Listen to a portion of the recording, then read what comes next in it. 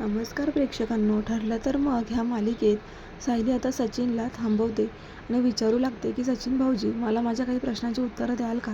तेव्हा तो म्हणतो की कसली प्रश्न, काय झाले आता? सायली म्हणते की साक्षीबद्दल मला तुम्हाला काही प्रश्न विचारायचे आहेत. त्यावेळेस हा सचिन म्हणतो की तो मॅटर आता क्लिअर झाला आहे ना, मी आता सुधारलोय, मी परत तिच्याकडे जाणार नाही आहे, तिने मला फसवलंय. तरीसुद्धा सायली म्हणते की मग माझ्या प्रश्नांची उत्तरं द्यायला तुम्ही नाकारताय काय? खरं सांगून टाका ना. त्यावेळेस सचिन म्हणतो की काय प्रश्न आहेत तुमचे? सायली म्हणते की त्या साक्षी शिकरेबरोबर तुमची ओळख कशी झाली? त्यावेळेला सचिन सांगतो की आमची सोशल मीडियावर ओळख झाली होती. इकडे आता एकटी अस्मिताला पाहून प्रिया आता ठरवते की हिला आपल्या जाळ्यात ओढायचं. ती म्हणते की अस्मिता, बाळ कुठे आहे गं? आता तुला बरं वाटत असेल ना?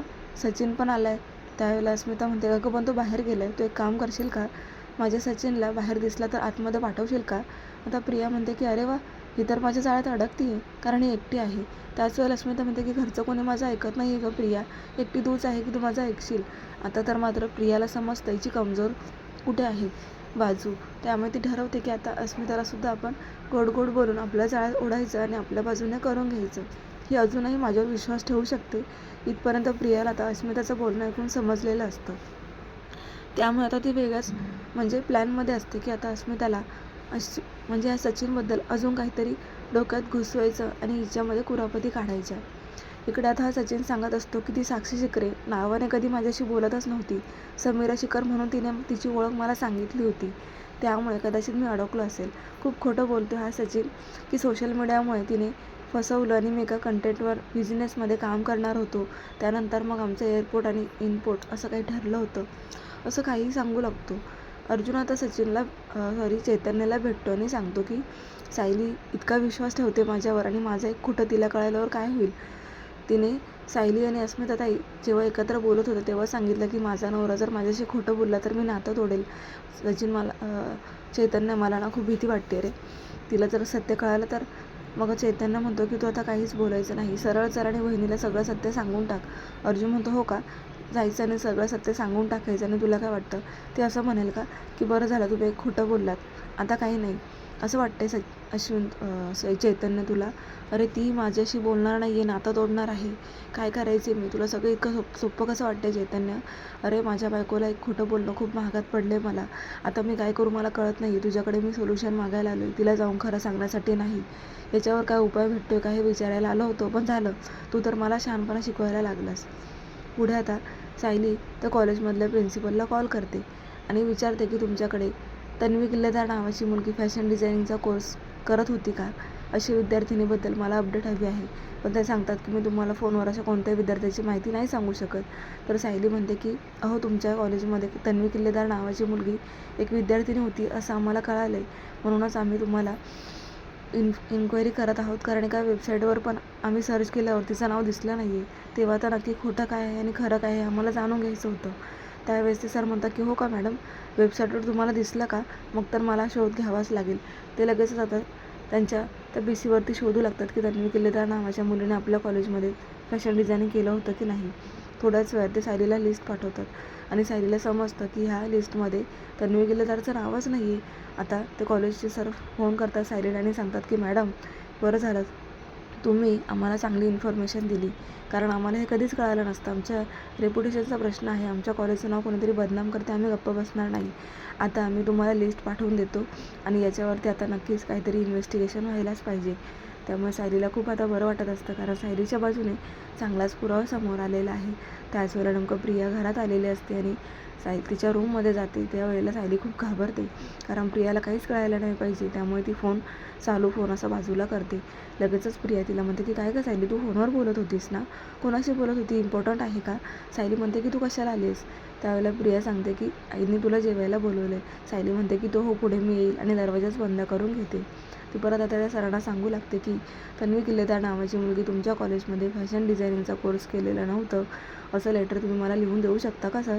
ते सर म्हणतात की हो मग मॅडम, कारण याचं जर आमच्या कॉलेजची कोणी खोटेपणा करत असेल तर आम्ही नक्कीच तुम्हाला मदत करू. त्यामुळे सायली खूप खुश होते, कारण तिला आता एक चांगलाच पुरावा हाती येणार असतो. आता तिला ही गोष्ट अर्जुनला सांगायची असते, पण अर्जुन घरी नसतो. थोड्याच वेळात तो घरी येतो आणि सायली अर्जुनला सांगते की तुमचा फोन वाजते हो.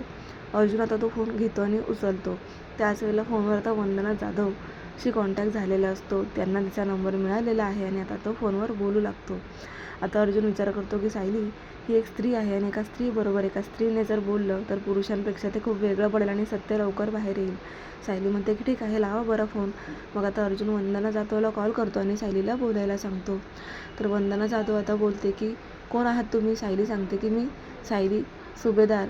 त्यावेळेला तुम्हाला ह्या बबली लोखंडेबद्दल काही माहिती आहे का? तुम्ही ओळखतात का? त्यावेळेला ती बाई म्हणते की हो, पण तुम्ही मला असं काय विचारताय? कोण आहात तुम्ही? त्यावेळेला सायली सांगते की त्या बबली लोखंडेमुळे आमच्या आयुष्यात खूप अडचणी आल्या. तिने आमच्यासोबत सुद्धा खूप पापं केले आहेत. आम्हाला तुमची मदत हवी आहे. तुमच्या आयुष्यात तुमच्याही मुलाबद्दल आम्ही काहीतरी ऐकलं आहे की तिने तुमच्या मुलावरती काहीतरी घात केले होते.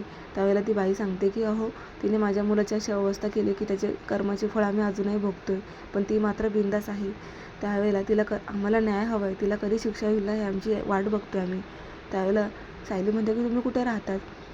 ती बाई सांगते की मी कर्जतला राहते, पण मला चंद्रावर जरी बोलवलं नाही ह्या बबली लोखंडेबद्दल बोलायला तर मी येईल.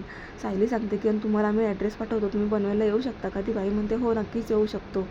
अर्जुन म्हणतो बघ सायली, आता ह्या बाईला आपल्याला भेटल्यावर सगळी माहिती मिळणार आहे. सायली म्हणते की आपण सत्याच्या किती जवळ आलो ना.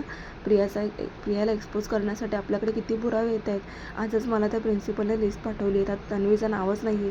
तन्वीने अजून खूप पापं केली आहेत अर्जुन, आणि आपण आता खूप सत्याच्या जवळ आलो आहोत. अर्जुन पण ती लिस्ट पाहतो आणि चक्रावतो की ही तन्वी किती खोटं बोलू शकते आणि कोणत्या कोणत्या थराला गेली ती. तर आता ते ठरवतात की त्या कॅफेचा ॲड्रेस त्या बाईला पाठवायचा.